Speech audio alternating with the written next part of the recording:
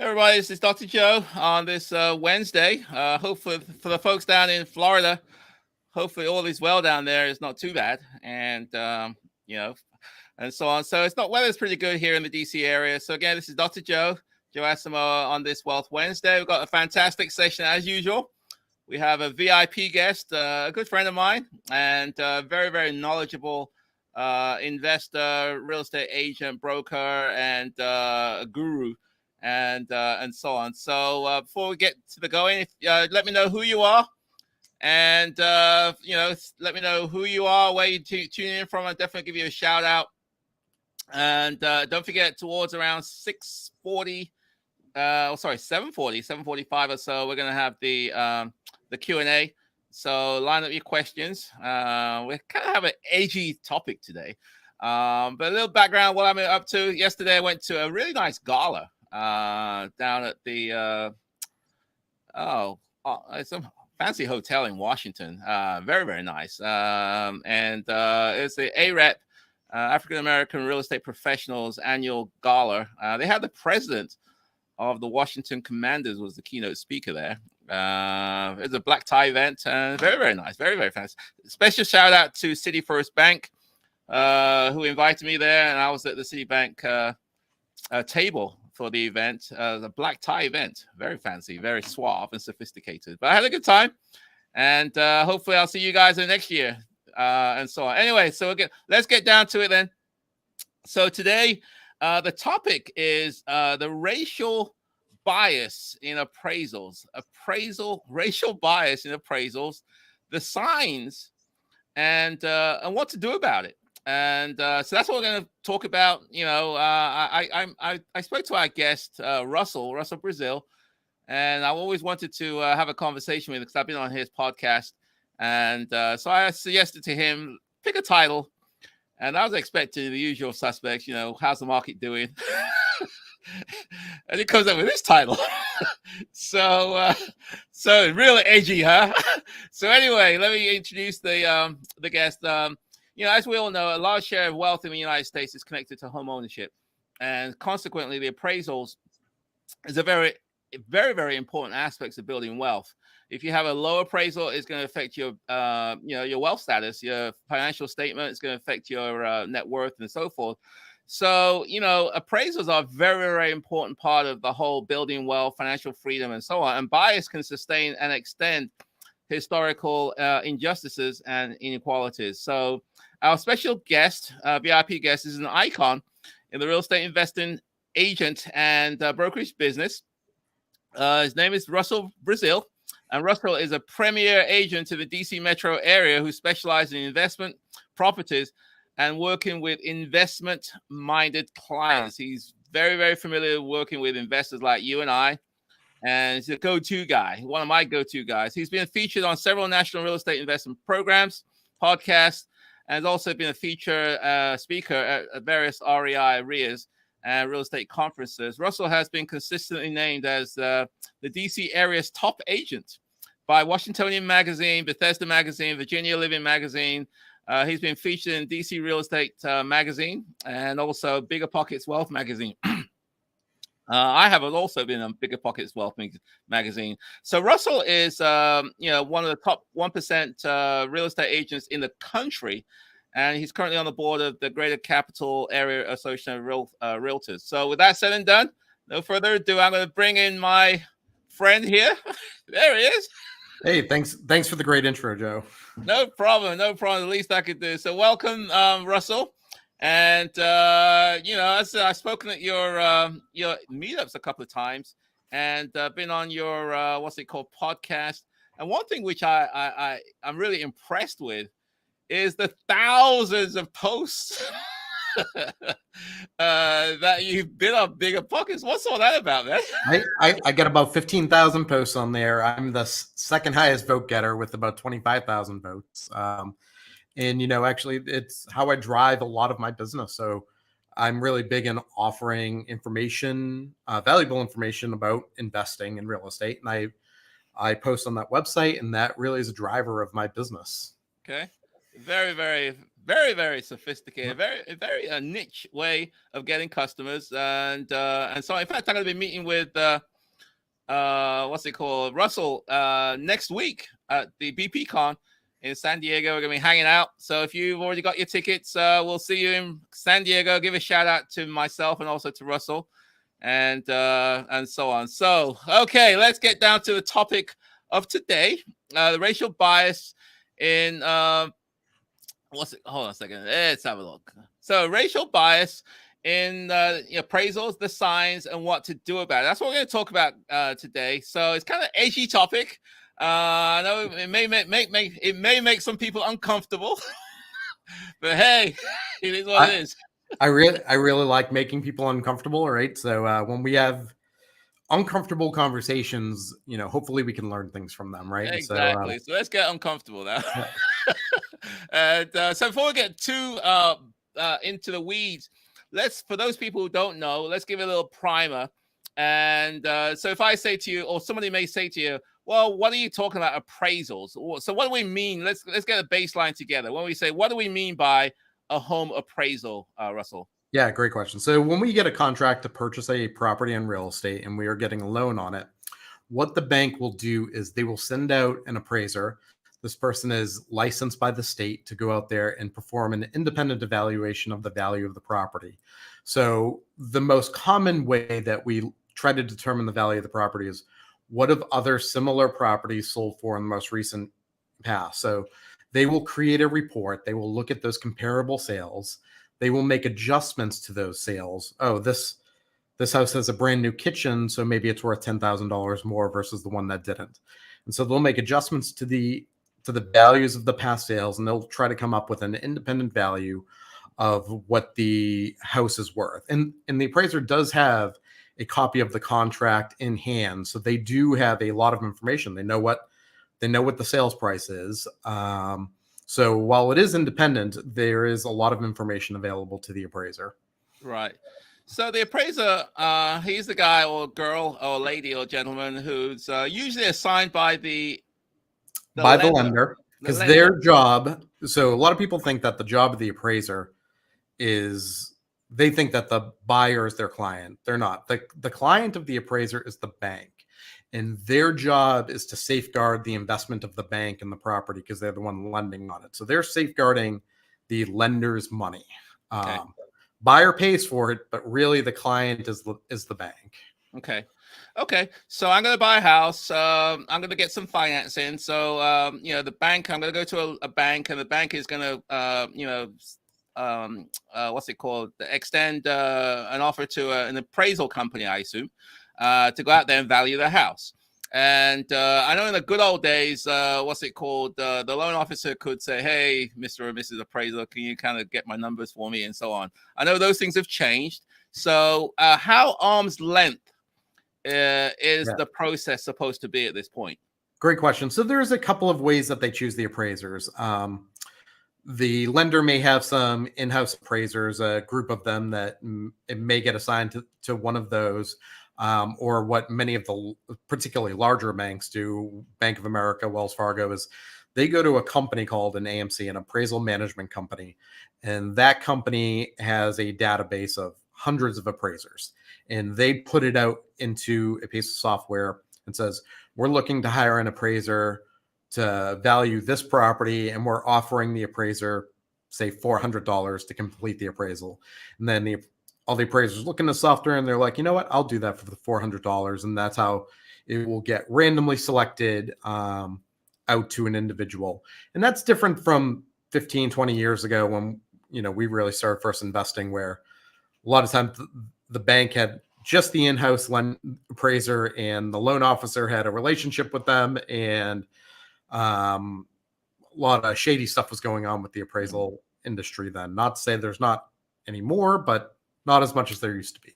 Right. Okay. So let's get down to the meat of some of what we're talking about here. So in terms of racial bias, and talk about shady stuff. In terms of racial bias in appraisables, so from your perspective, is it an issue? And if so, how big is it?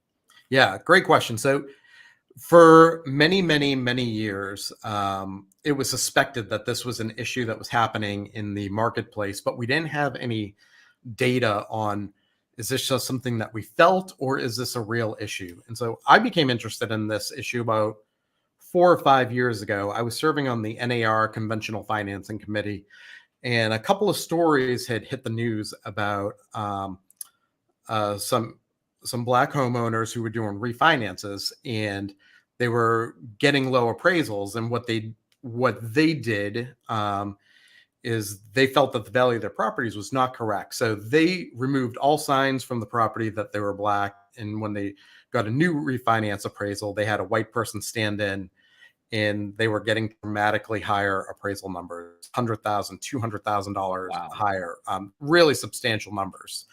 And so these stories started hitting the news, and I was on NAR's Conventional Financing Committee at the time. So this became a very big topic that we talked about. And as realtors, as a political organization, one of our two main things that we're really committed to is fair housing. It's something that realtors in the past have had a bad track record with, and so our organization now is really heavy into this. So we took it up with our committee, like, how often is this happening? To what effect? And we didn't know because there was no data on the subject. So over the course of a couple of years, working with Fannie Mae, Freddie Mac, Department of Housing and Urban Development, we were able to finally start pushing forward to at least get some data to start understanding how often this was happening. And so we worked a lot with Freddie Mac, who actually is the one who created this report.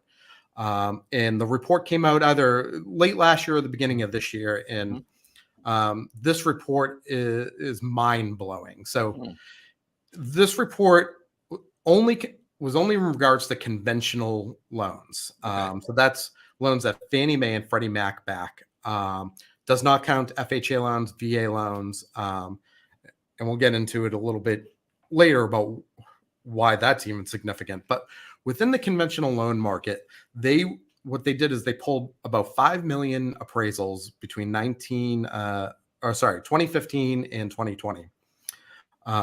And the thing they looked at was how often properties were appraising below the contract price, and then broke that down by rates.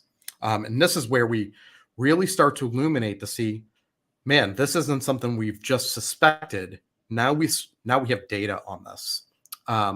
So in majority white neighborhoods and majority white census tracts, what they were finding was 7.4% of the properties were appraising for less than the contract price. All right. But then we were able to compare that to how often it happened in Black communities and Black census tracts and Latino census tracts. So 7.4% of the time it was appraising low in white neighborhoods. In Black neighborhoods, that number jumps to 12.5%. And then in Latino neighborhoods, that jumps to 15.4%, more than double. So for Hispanics, more than double the rate that it was happening in white communities. That is a huge disparity. And if we add Black and Latino numbers together, it's 27.9% versus the 7.4% in white communities, which means if you're in a Black or Latino neighborhood, you're 3.7 times more likely to get a low appraisal than if you're in a white neighborhood. That's a huge, huge disparity. Okay, that kind of gets to my next question. I'm going to call that I'm going to call that an appraisal gap. Yep. Okay. An appraisal gap from based on what you're saying is the delta between if I offer to buy someone's house, the contract price, and what the appraisal actually comes in at. There's a gap there. And I think what you're saying is that gap is the percentage of variance, it changes from the community that you're in. Yeah. So if you're in a white community, that gap is relatively small, 7-point-something%. If it's an African American, that's how often it's happening, not necessarily the size of the gap. Okay, it's how often it's happening, and and so on. So let's talk about that, then, I mean, you talk about, so what is the impact of that then? Yeah. You So know, the impact is huge because, right. And remember, this is only conventional loans. And let me jump into this statistics. Um, Conventional loans are used by whites or Caucasians more than 50% of the time. Um, for Blacks and Latinos, that number drops to under 30%. Blacks and Latinos are more often using FHA financing, and we don't have the data on FHA financing. We're, as an industry, we're trying to move towards getting it, but we only have the conventional numbers. So the impact here then is often, because we know in Black and Latino neighborhoods, we're often working with first-time home buyers who have not had the ability to build up generational wealth through previous generations of owning real estate or high-income jobs. So we're usually looking at lower down payments in these communities. And so when an appraisal gap comes in lower, I'm just going to make up some easy numbers for the sake of example. If we're in a white neighborhood and the contract price is $525,000 and the appraisal comes in at $500,000, what we are seeing more often happening is those people have the ability to make up that appraisal gap. So the low appraisal doesn't affect them as much because they just put more down on the loan or they change the LTV on their loan in order to buy the property. When we're going into when we're going in Black and Latino neighborhoods, they don't have that amount of money to make up the appraisal gap. So we're seeing one of two things then often happen here. Either the deal falls apart altogether because the seller does not want to sell at that lower price. Now that buyer's been locked out or becomes harder for them to buy that property. Or what's even more concerning, and this sounds like it could be good for the buyer, but we'll get to why it's not. The seller just sucks it up and says, you know what, I have to sell this property. I can't go back on the market. So that seller accepts that lower appraisal number and sells at a lower price. And so part of that wealth that they built up is now eliminated. Yes. Now, that might sound good for the buyer. They're getting a property now cheaper. Right. But here's why this becomes a problem and a systemic problem with that. That's going to happen in their neighborhood time and time and time again. And all those other sales that are happening at lower prices than they should be if they were just operating in the free market now are being sold at prices lower than they should. And that is preventing the long-term buildup as much as it should of wealth in these communities. Yes. Okay. So, obviously a lot as investors, as homeowners, one of the benefits of real estate is that it's a wealth generating vehicle. It's been time tested. And what you're saying is that you may think, quote unquote, you got a good deal by beating down the seller. Yep. But in reality, over the long haul, the community loses. The community loses. And therefore, you got your property 15 grand cheaper, but maybe over the course of 20 years, your property is going to be worth 50,000, 100,000 less over that period of time because of this happening over and over and over again.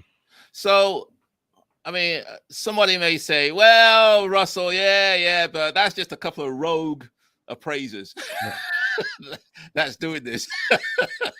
Obviously it's not true, but what do you say to those people who say, well, but that's just, and that's the thing. And that's what people have said for years. It's just maybe it's happening, but it's just a few rogue appraisers. But now we're starting to comprehend how often this is happening. And let me be clear. I don't think a lot of these appraisers are just going out there that are openly racist and saying, I'm going to value these neighborhoods lower because I'm racist. No, they're not Ku Klux Klan guys running around as appraisers, most likely. But what the problem here is it's more dangerous. It is unconscious bias that is often going to be influencing this. And this is one of the things where we get tricky, right? So when we try to educate people about this problem, people are either 100% I see this problem, or the other side is 100% this problem doesn't exist or you're blowing it out of mind. Unconscious bias is nothing to be ashamed of. We need to learn how to recognize our own biases, our Everyone has them. And the better we can learn to recognize them. And with appraisers, right, they have unconscious bias, agents do, lenders do. So unconscious bias is likely influencing a lot of these low appraisals. And, we'll get to it. How do we identify if this is happening in my appraisal? But yeah, I mean, the dangerous thing here is unconscious bias. And this is a very, very dangerous thing in the industry. Right. Yeah, but okay, let's talk about that then. I know that an appraiser, when they do an appraisal, they pick quote unquote some comps. Yep. In order to determine the value of the subject property. So let's talk about unbiased, sort of feelings here. Are you saying that when they are picking the comps, they're either lazy or they just pick comps whereby it artificially lowers the price? Great question. So there are a number of problems that can arise from the comparable sales. So we all do this, as we do it as investors, we do it as agents, and I think we do it as appraisers. We walk into a house and we have an inclination of what that house is worth before we've done any research. And there's nothing wrong with that idea. I can walk into multiple neighborhoods in DC as an agent because I've sold so many houses there, or I own houses there, and I know right off the bat what number I think it should be. Now, the problem is when we go into the marketplace and look for the data, if we already have a very strong opinion of what that value should be, we work backwards from that to find the comps that justify what we already believe. So when we're looking at an appraisal report, and this is definitely one of the things we want to identify when we're examining as an independent person, is the data we're looking at makes sense? Are these comparable sales close by? Are they actually comparable to the property? Am I looking at a fully renovated house and the comparable sale they're using is an unrenovated house? So is it close? Is it similar? And is it recent? I was going to get into this later, but this is one of the most common things I've seen. It's happened to me 4 times in the last year now, where we all know that over the past 2 years, the market is, I think it rose 12% one year and 15% the last year. So I had 4 different appraisals come back this year alone, and they were in minority neighborhoods with minority buyers, and it happened to be minority sellers in each case on both sides of the deal. And the comparable sales that they were using were just within 1 year old. And there was no adjustment made for the rise of 15% rise in the market in that time. And when I went in, examined the appraisals, and then looked at the MLS data, I'm like, man, there's a house that sold 5 weeks ago. Why didn't they use that one instead of this one that was 11 months, 2 weeks ago? And the appraisers can only use, they're supposed to use within the last 6 months, preferably within the last 3, but 1 year is the absolute cutoff. But we're in a major metro area. There's tens of thousands of sales. There is no reason when we have tons and tons of sales to look back 1 year on the comparables. And so again, I don't believe that someone's, has an open racism that they're trying to keep that value down. But there's no real good reason to go back 1 year when we get comps. Okay, so why do you 8 weeks old? Yeah, so why do you think this appraiser went a year behind when there are comparable sales 5 weeks ago? Yeah, great question. I think they go in and they have a bias towards the neighborhood. They are trying to justify the value that they believe. And any of us who have gone to appraisals, we've run into appraisers. So I try to chat up the appraisers because it's always good to have good rapport when you're working with an appraiser. And, for clarity's sake, most of these guys are doing, great work. We're talking about, even when we're talking about these numbers, 7.4% in white neighborhoods, 15.4% in Latino neighborhoods, that means 85% of them are coming in good in a Latino neighborhood, right? So most of them are good. But we all run into these appraisers where they are saying stuff that seems a little edgy, like, man, the value, I've heard appraisers say this, like, the values have shot up too quickly in this neighborhood. Or I'm just trying to protect the buyer from overpaying. Or I can't believe someone's paying this much in this neighborhood for Mm, this property. You know mm. what? Your job is to look at the data. Your job is, the market is what the market is. Um, your job's not to change the market. Your job's to interpret the market. Okay. So, do you think that a better understanding of the neighborhoods, maybe, diversity of education would address some of those things? Absolutely, because many times when we do see a low appraisal, I think every agent has seen this. We get assigned an appraiser. We're going to go meet them at the property. So we're in Washington, D.C. in this area, and this happens very often. The lender's cheap and they put out the appraisal out there and offering a really low number. And then we get an appraiser coming down all the way from Pennsylvania to come appraise a Washington, D.C. property. This person's never set foot within 50 miles of this house, right? They don't understand the neighborhood boundaries. So yeah, not understanding the neighborhoods is a huge problem in appraisals. And appraisers from out of the area are a big problem. But the problem is that we're seeing it happen so many multiples of times more in minority neighborhoods than the white areas. So that is a big problem. And there was actually just one of these stories in Baltimore, where a professor's home got appraised, came in low. They removed all signs of them from the house and had a white neighbor stand in, and it got a much higher evaluation. And I looked at the data on this property, and I could see where this house was very much on a neighborhood border, where the neighborhood to the east was a very different price point than this house and the rest of the houses to the west. And it was very clear to me. And I could see how an appraiser who doesn't know the neighborhood boundaries could make this mistake.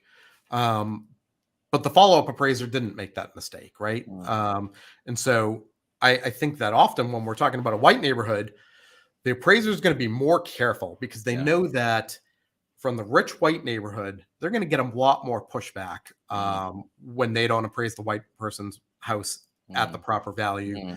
And they're just flying through, maybe they're just flying through because we're talking about a lower price neighborhood. So therefore the appraisal is going to be a lower price. And they're probably not going to get pushback, right? And someone's not going to challenge that appraisal.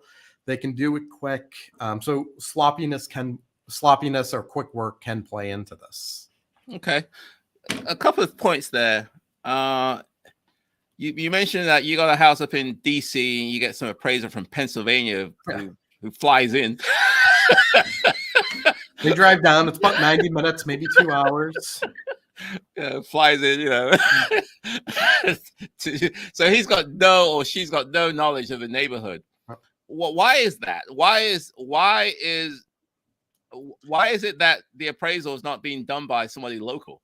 Yeah, that's a great question. This often happens with the big banks, and it is because when we take a medium-sized lender or a small lender, they are usually not making profit on the appraisal. So if a Prosperity Home Mortgage or Caliber Home Loans collects $550 for the appraisal, that entire $550 goes to the appraiser.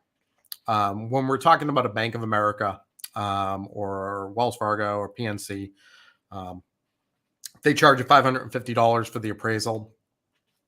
They put it out there in the marketplace. Maybe they're offering $300. Well, the appraisers here in DC are like, I'm not going to do that for $300. Well, some rural appraiser from Pennsylvania might look at it and be like, oh, I'll do it for $300. I'll make that drive. I don't have as much work. So they're being shipped in then from, because they don't have as much work. And then the large bank is keeping that delta as profit.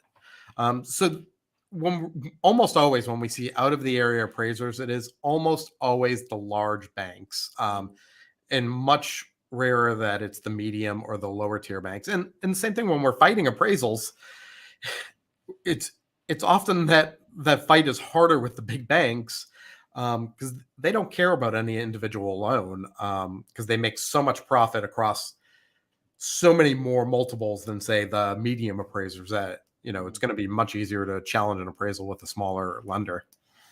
Okay. Okay, so we've kind of talked about the problems. Yep. And I think let's transition to some of the solutions. So I think that's it's always good to kind of counterbalance that. So what are some of the solutions to address the problem of bias in appraisals from your perspective? Yeah, so we sort of have right two big picture ideas with the solutions. We want to talk about what do we do as individuals, whether it's homeowners or as investors, and then those are more straightforward. And then solutions on addressing the systemic problem is much more complex. But as homeowners or investors or real estate agents who work with appraisals, there's several things we want to look at. And it is a shame that people do this, but it is proved effective, as we've seen in the media time and time again with these stories, right? Removing all signs of who lives in the house. Now, if someone's up for a fight, and I love people up for a fight, don't remove that. Wait till you get the low appraisal and cause some headache for people, right? I'm all for that, but not everyone's up for a fight on this stuff, and I understand most people just want to get their refinance done. They don't want to dedicate multiple hours. So removing all signs of yourself from the house, so that's going to influence, create less unconscious bias, as to who lives there.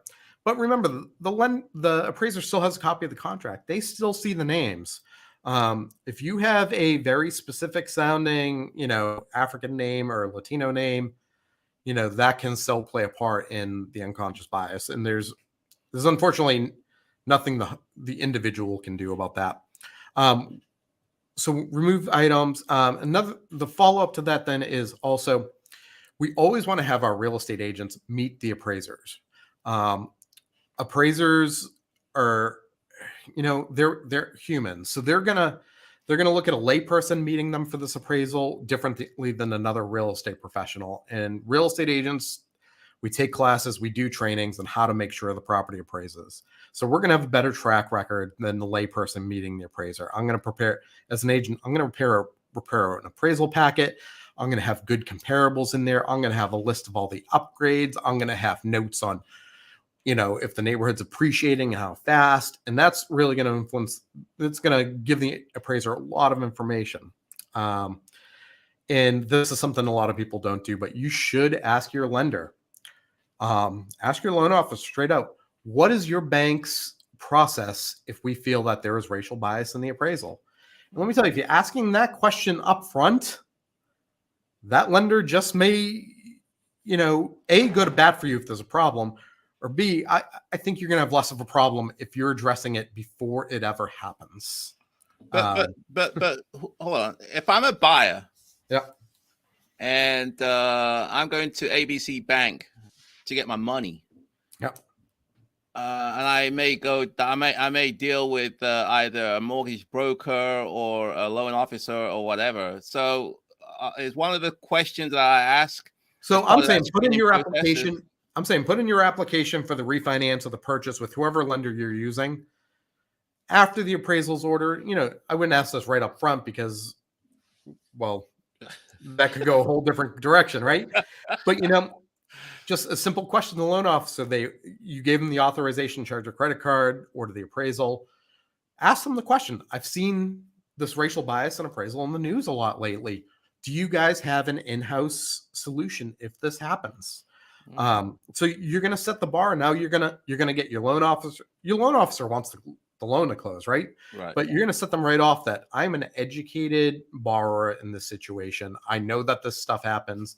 I want a solution to what happens if it happens to me. So you want to ask that question right off the bat. Mm-hmm. And then after we get the appraisal back, we have to start to learn how to identify what problems are in the appraisals. And this is fascinating. So when Freddie Mac pulled these 5 million appraisals, I don't have the number in front of me, but there was tens of thousands of appraisals that had notes in the appraisal about the racial makeups of the neighborhoods. There were appraisers who wrote, this is an Italian neighborhood. This is a Black neighborhood. This is a gentrifying neighborhood. The demographic, they put this right in there so many times. Like, it's unbelievable that someone would actually document a possible rate, like physically documented in their report. So why aren't these people fired then? given some kind of educational training or reprimanded. Right. Sometimes it happens, right? Sometimes people file fair housing complaints that go someplace, but ultimately people are not. No one's reading the appraisal. Yeah. And they're not reading it that intricately unless there was something particularly egregious. And so a lot of times people don't go down to that note section and read these things. Yeah. I tell you, I don't read a single appraisal report unless the number comes in low. Right. Yeah. So That's right, true. not all of these notes are Yeah. in low appraisals. Right. Yeah. That's true. I think when you get an appraisal, the first thing you look for is what's the bottom line number. We look at the bottom line number, then we're not spending another minute of time on it if it meets what we need. Exactly. And that's sad. But learning how to identify the problems in the appraisal. Are the comps close to the property? Are the comps recent in time? And like I said, the new thing that is popping up is going back, reaching back a full year, using that sales number and not because they can adjust it and say the market's 10% higher today than when this house sold, so we're going to add 10% of value. And when they reach back a full year and don't do that, that's a problem, especially if they can't defend it. Now, I'm not saying every time someone does that it is an example of unconscious bias, but we need to challenge these reports when they come in low. We have to understand, force that appraiser to explain to us why they're using a 1-year-old comp. So let's talk about challenging. Okay, so let's say I'm looking to buy a house, and I've agreed with the seller. Keep it simple, $200,000. Yeah. Okay, that's the contract price, and then we get an appraisal, and the appraisal comes in at 180. Yeah. Okay. So there's a $20,000 delta there, and I feel aggrieved. How do I go about the process of challenging that appraisal? Great question. So if you're working with a real estate agent, bring them into this problem from the start, right? So they're often going to have the expertise to start doing this. So what we want to do is we want to look at the data and we want to say, if there are comparables here that don't make sense, we want to identify exactly why they don't make sense. And we want to look in the data and see, are there better comparables? And so what we want to do is go in there, and then we want to write I write up a letter basically, and I explain 123 Main Street was a bad comparable sale, and I give my reasons why. This was 1 year ago. The market has risen 12%. Here's my data on where I got it that the market's risen 12%. This house was not comparable for this reason. So I go through and explain why the comps are bad. And I basically I'm writing a report about this. And then I give them better comparable sales, and I give a narrative on. We supply that to the loan officer, and then he's going to give this to the appraiser, and the appraiser will review it. And many times, not always, I shouldn't even say many times. Sometimes the appraiser is going to look at it and they're going to say, you know what, they're right, or they don't want to have a headache on their hand because they know maybe they fucked up or messed up. Sorry for first in their life. Yeah, I messed up. R-rated show now. I'm going to. So then they're gonna adjust that appraisal price, but sometimes they don't, and that's where we have to know: does the lender have something in place to address what could be bias in the appraisal? And if they don't, if you can't get this appraisal high enough, this is a very, very powerful tool that not enough people think to do. Switch lenders. Now, if it's an FHA appraisal or VA appraisal, it's going to stick to the property, and there's nothing we can do there other than challenge it. Switching lenders won't do nothing. But if we're working with a conventional loan, switch lenders. We're going to get a new appraiser out there. And trust me when I say, ask the other real estate professionals in your market, who are the lenders I should be using? They know who the good ones are. And the good ones usually have appraisal departments. They usually have a chief appraiser on staff that if we get a bad appraisal, if we go to these mid-tier lenders, Caliber Home Loans, Prosperity Home Mortgage, they're a local one, but they have a chief appraiser on staff that we can say, hey, this appraisal stinks. Look at it. And they're going to review it and they're going to say, yeah, I agree with you. But yeah, if you're at a bank that won't do that, just switch lenders. Yeah, but at that point, though, the market's changed a little bit. Yep. But the seller's going to say, well, forget you. I'm going to somebody else. So the deal could die. And that's very possible. But you know what? Sellers, if we're 2 weeks into the process, they don't want to go to the next person. If we can get this done, if we can order an expedited appraisal, get a new one done in a week, a lot of times we might be pushing back the closing just a marginal period of time. And right, work with a good real estate agent who has relationships, right? So when I go to ask if I'm on the buy side, I'm asking a listing agent, hey, we got a bad appraisal. We need to hold this together. Can you work with us? We just need an extra week.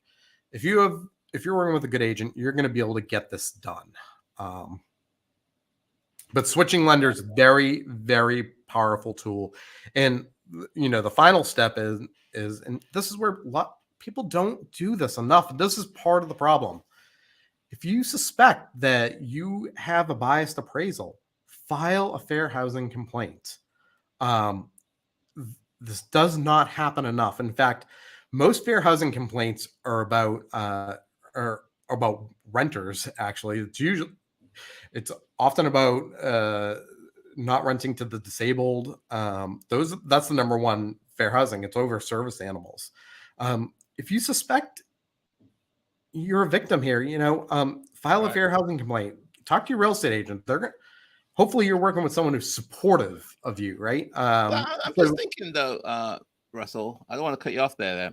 Let's take, I'm playing the devil's advocate again. Yep.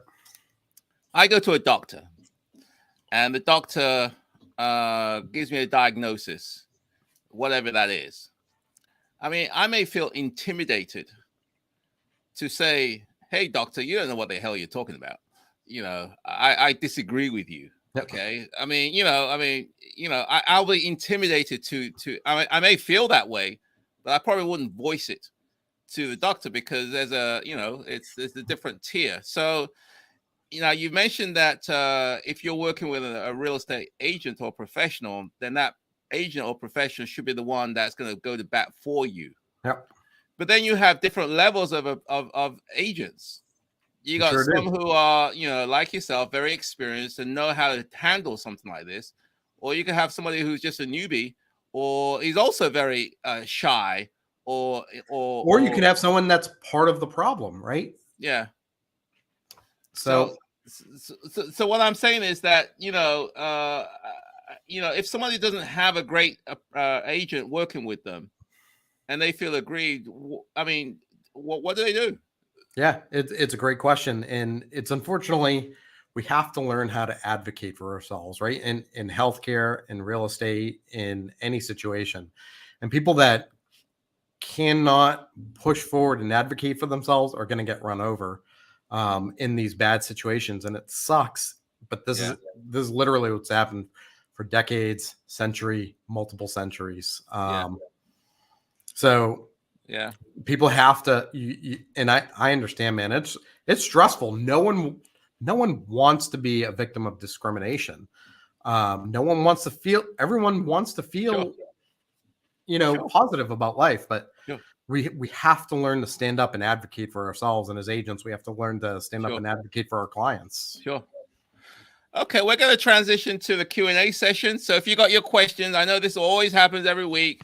We're going to have a few questions to start off with, and all the questions are going to come later on. We don't run out of time.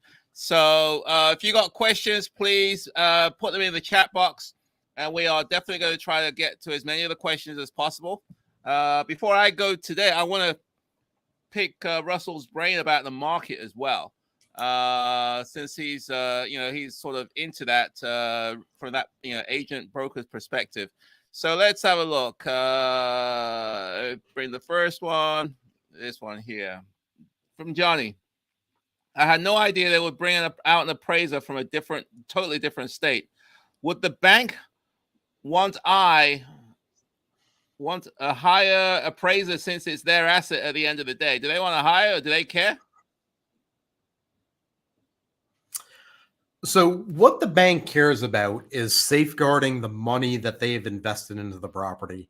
The bank themselves, a loan officer, is almost neutral. So the appraisal is supposed to be a way to help safeguard their money. So do they want the higher appraisal? Well, that doesn't really necessitate whether it safeguards their money or not. So I'd say in a vacuum, they don't care if the appraisal's higher or lower. They care about issuing a loan, period, and having that loan be at the lowest risk it can, so that it doesn't get foreclosed at some if point. they're trying to protect their assets or their investment, they may want a lower appraisal because it means Then that it's less money at their risk. money's less at risk. Yeah. But I'd say in general, I don't feel like there's an huge ulterior motive here with the lender themselves wanting it Right. higher or lower. Does it lower lessen their risk? Yes, because then they're deploying less capital Exactly. into the same asset. Exactly. Yeah. Again, put your questions in. We're in the Q&A session here. Let's have a look. Next one. Show. Okay. So depending on the appraiser, wouldn't having the African American Latino agent potentially work against you with the same unconscious bias? Good one, Johnny. Yeah. I mean, that is very much possible. And it's really hard to speak to because we don't have data on this subject. But this does bring up the fact of what is the diversity in the appraisal industry. The appraisal industry is one of the least diverse industries in the country. I forget what the total number of appraisers are, but only 2% of them are Black. And then for Hispanic or Asian, it's an immeasurable amount. And I think it's 97% male dominated. It's just the numbers on that are dumbfounding. We do need more diversity in that industry. And there are lots of barriers to diversity in that industry. But could working with an African American or Latino agent work against you? If we're talking about unconscious bias, I just don't know. I suspect yes, but I always like to go to data, and we just don't have good data on that subject. Yeah, because I would say if you're saying that the vast majority, overwhelming, are white males, then there's not the diversity is just in there, and therefore the sort of sympathy or the understanding of a particular neighborhood, community just may not be there. Again, not because they don't understand. It's just that if you're raised in a certain area, you tend to understand certain things more so than somebody else who wasn't raised there. Yeah, what's amazing is when I read the stat on how little diversity we have in the appraisal industry is, I thought back and I'm like, oh my God, I've had one Black male appraiser, one white female appraiser, and every other appraiser I've worked with, I've been on hundreds and hundreds of appraisals, has been a white male. And it never really occurred to me because, I only, I see an appraiser maybe once a week, sometimes once every other week. So I'm not interacting with them that often. And when I read those stats, I was just like, you know what? That really lines up with my experience. Yeah. I know what I did, when I used to flip homes. I'm a buy and hold guy. So there was a time when I'm a little ashamed, but I used to flip homes. But the key there obviously is that the value of the appraisal, and in order to get your money back and so on. So what I used to do was before the appraisal, before the buyer gets their appraisal, I would order my own appraisal, and as a seller, and kind of have it in my back pocket. That's a good strategy. And just in case, the buyer's agent is kind of playing some funny games. And and again, no disrespect to real estate agents or whatever, but I wanted an appraisal from an appraiser at the same peer level. Okay, so it's, the analogy would be if I were to a doctor and I disagree with the diagnosis, and a nurse may say, well, the doctor's wrong. The doctor may not respect that nurse because they're different peer levels. And however, they're more likely to respect another doctor as a second opinion because they're the same kind of peer level.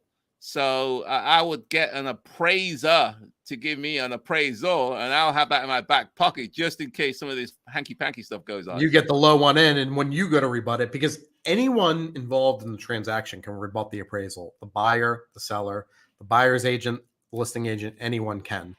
So you would then go and challenge that appraisal, say, hey, I got this actual other appraisal. Exactly. When they stick that in front of the appraiser, he's more likely to play ball. That's a great strategy. Yeah, that's what I did, because as I said, my take was that they're more likely to listen to another peer. Yeah. And so on. So let's have a look. Okay. Okay, so this person, Ashley Turner, yes, that is what I did. She switched lenders based on the recommendation from the realtor. Great job, Ashley. And hopefully that second appraisal then came in at the value you needed. Yeah. Okay. This is from, so the next one is Marlon, the investor. Should I get a pocket appraisal since the appraisers are not fair sometimes? Well, that's basically what you just said, Joe, that you did. And it is definitely a strategy. It's going to cost you some extra money, right? And when we're buying the property, we're already outlaying so much money, and we're already paying, as the buyer, we're paying for one appraisal. So should you get a pocket one and pay for the second one? It's hard to say, because the other thing is, we know that, right, in the worst case scenario in a Hispanic or a Latino neighborhood, this is happening 15% of the time with conventional, right? So let's just pretend that the stats also match FHA. We know that it's an 85% chance that we're going to be okay. And so but there's a 1 in 6 chance. 15% means that you're not. So it's hard to say should you spend that extra money to guard against when 5 in 6 chances, you're probably okay. Yeah. Good point. Okay, get your questions together, and got about 5 more minutes before we wrap it up for today. So put your questions in. I'll be more than happy to ask Russell. It could be on anything to do with what we talked about today, or it could be just general real estate investing, real estate strategy. Russell is very, very experienced, so take advantage of his wisdom to answer. Yeah, I flipped my first home 19 years ago now. I bought my first rental property 13 years ago. And I'm highly involved in the National Association of Realtors and our local realtor associations too. So I have a breadth of knowledge within the real estate industry. Exactly. So take advantage of it. Let's talk about the market. I wanted to at least pick your brain on that one. What's going on? What in the world's going on, man? Yeah. So the market is fascinating, and it is changing quickly. So we all know that rising interest rates are the big story right now. I just had a client get a quote yesterday. It's first time I've seen this in, God, I can't even tell you how long, a 7.25% quote on an interest rate. So that is huge. Literally, we're below 3% a year ago. So that is just dumbfounding to see that. And what is the effect that this is having on the market? In my market, the effect is really varied. We still have a lot of areas that are still super hot where we are getting multiple offers. And I will say those multiple offers in our market have gone from 20, 25 offers on the property, and now we're getting 4 or 5 offers in those hot areas. But there are definitely some pockets of our metro area, and I'm sure this is the same across the country, where it is turned instantly to buyers markets. Maybe the inventory doesn't say a buyer's market, but there's one particular neighborhood in our market where I showed about 10 or 12 properties over the last week. Every single one of those listing agents called me desperate, begging me to make offers. Wow. And it's weird. It's just one little random pocket, this one neighborhood. And it's a fairly wealthy neighborhood too. Not places where you think people would be desperate, but there's desperation in that one particular neighborhood. What do you think is the reason for that? I mean, I definitely think that the rising interest rates are a huge part of it, but it's not just the rising interest rates. It's the stock market being lower as well. Because if our stock portfolios just took a 35% hit over the last year, and you were looking to upgrade your home or buy a new house, Maybe you're like, you know what? I'm going to wait till next year when the market comes back because I just lost $100,000, $200,000, Yeah. $300,000. Right. Yeah. So I think the market being down is definitely influencing the higher price points. And then, the interest rates, maybe the interest rates don't affect the bottom of the market because whether you're borrowing at 3% or 7% on a relatively low price loan may not affect you as much. But when you get into the mid-tier pricing, if your payment's now jumping $300, $400, $500, that's scaring some buyers out. But what often happens is those buyers don't necessarily get scared out of the market, but they move down in price point. Yeah. And right. So if a 500,000 buyer is now down at 400,000, the 600 went to 500. Yeah. Well, now the top of the market is where we really see the softening because there's no one to bump down to that because there's no one above them. Okay, so definitely the top of the market properties are definitely the ones hardest hit. Yeah, I mean, I've been through 4 cycles during my investment career as an investor. So any suggestions for investors in listening to this program, some of the strategies that they should be incorporating to take advantage of some of these opportunities? Yeah, so the strategies are definitely for the first time in 3, 4, 5 years now. In our hut markets, you might be able to get closing cost help. I love closing cost help because it means less money out of pocket. Patience. I made an offer on a property just this week. It was a good example. It is clearly worth $815,000. And the seller's asking $865,000. That's a $50,000 gap. Well, a year ago, I'd be scared that property would get bought out from underneath me. So I just have to suck it up, overpay for it. You do not have to overpay in pockets of the market now. Be patient. If the property is not selling, wait another week, 2 weeks, 3 weeks, because you might be able to get that seller down. So patience is really the key. Right. Okay, go back to some questions since they're coming back in again. Okay, got about a couple more minutes. So if you got a question, put it in. Okay, Ronnie. Hi, Ronnie. I know the stats weren't provided on the FHA loans, but do you think the biases are greater for buyers utilizing FHA loans because they are using lower down payment options? Yeah, great question, Ronnie. So it's very hard to say if the bias is going to be higher, at least the bias against race will be higher there. But we do know that there is a bias in general against the FHA loan, right? Sellers don't want to take it if they don't have to because there are extra conditions to that loan.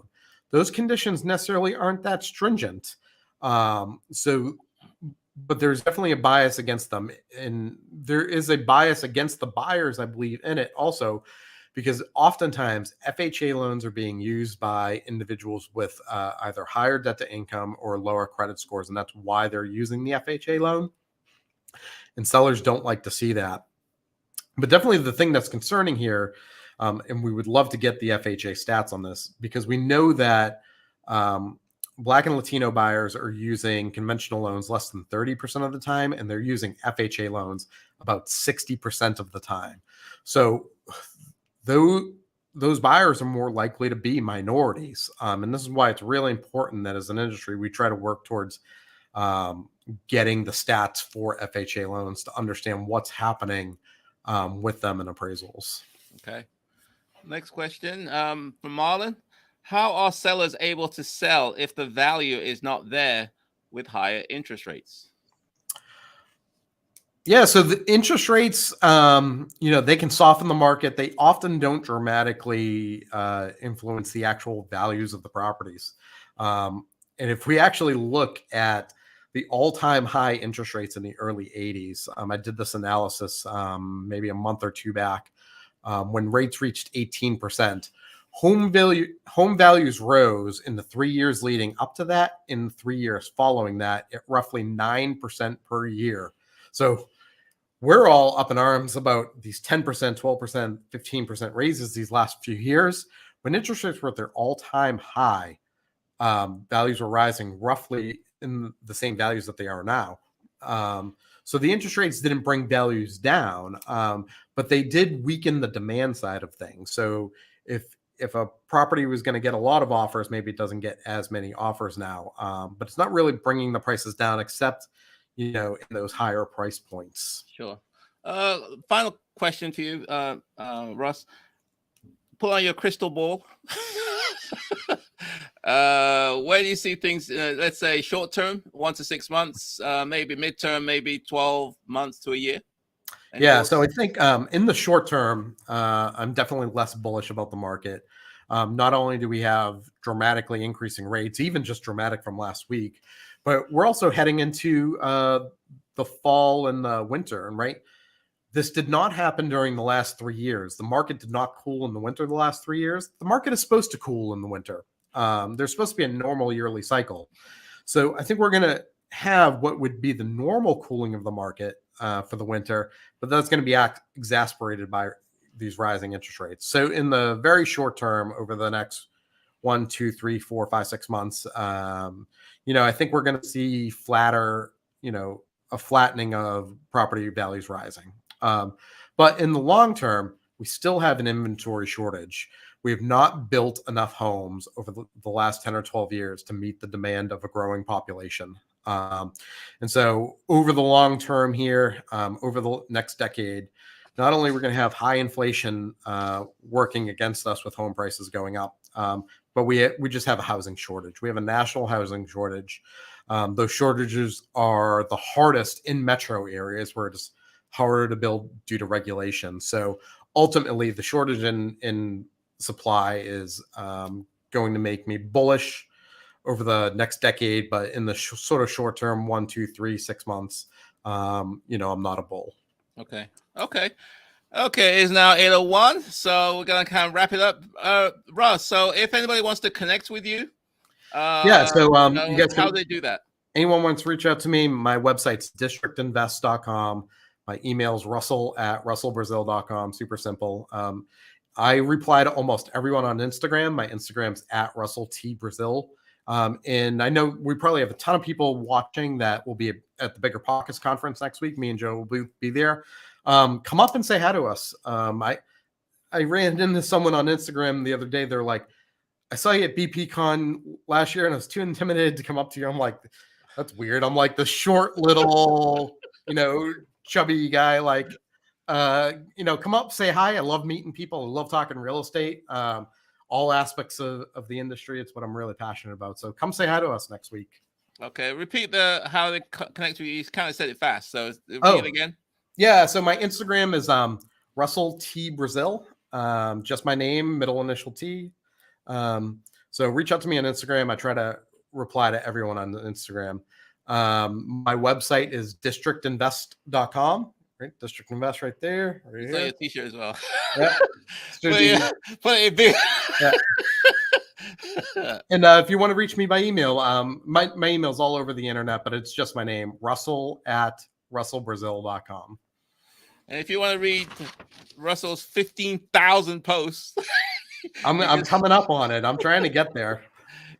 You can read all 15,000 of Bigger Pockets and so on. Okay, so we're kind of wrapping it up. It's 8:03. I think we had a good conversation. I want to thank Russell for taking time to be on the show today. I really enjoyed the conversation. I learned a lot. Thanks for sharing your wisdom with the group. And hopefully we can get you back another time. We can talk about another aspect of real estate investing. I'll let you pick another edgy topic. Yeah, I mean, you said edgy. I was like, this is about the thing that gets people's juices going the most. Exactly. So whenever I get Russell, we're going to pick, he's going to be the edgy guy. Huh? Yeah. How about that? When it's time for an edgy subject, I'm going to bring it back. Yeah, maybe we'll talk about, because I hear ethics appeals for the realtor industry. Maybe we'll talk about ethics complaints the next time around. That's a good subject. Ethics and realtors, huh? Yeah. Ethics and phrases. Is that what you call it, oxymoron? And so guys, again, thank you very much for being a part of Wealth Wednesday for this week. And next week I'm going to be in Bigger Pocket. In fact, the next Wednesday I'll be flying home from San Diego. So I'm either going to record a Wealth Wednesday, or we may just cancel or postpone it, reschedule for the week after. But I'll see if I can record a short one on a real interesting trending topic for next Wednesday. So until then, and then after that, I'm going to the Caribbean for a couple of weeks. So we're going to go to Dominica. So I'll be going up there for a couple of weeks. So I'm going to do a lot more travel. That's my goal. Do a lot more travel around the world. I went to Ghana a few months ago. Went to Dubai late last year. So the goal is to go to 2 foreign countries. What's it called in the next 6 months? How about that? So with that said and done, my friends, I will see you guys next week on the Wealth Wednesday, 7 p.m. Eastern Time. Have a great show. Thank you. Stay on.